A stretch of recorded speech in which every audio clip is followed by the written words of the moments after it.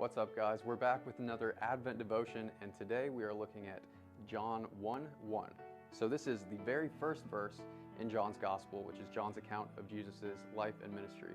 And it says this: "In the beginning was the Word, and the Word was with God, and the Word was God." And so the question that we're looking at today is, why did John describe Jesus as the Word? Why did he choose that as the descriptor rather than something else?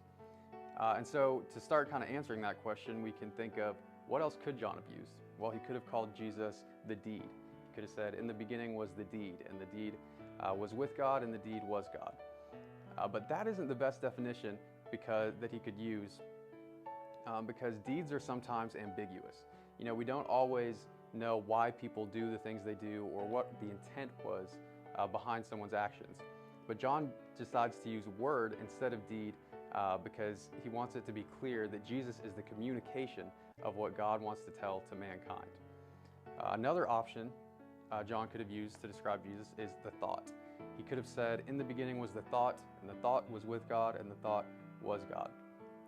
But the problem with the word thought there is that a thought just stays in your head. It's not really going outward or expressing itself to the world. But that's not what Jesus did. Jesus left heaven, he came down, he humbled himself to live the life we couldn't live and die the death that we deserved. And so to call him the thought as merely a thing that stayed in God's head or stayed in heaven is not an accurate representation of what he came to do. So John decides to use the word to describe Jesus. He says that Jesus is the Word. And what that means for us this Christmas season is that Jesus is the communication of what God wants to tell the earth. He's the communication of God's character. He never acts out of line with God's character.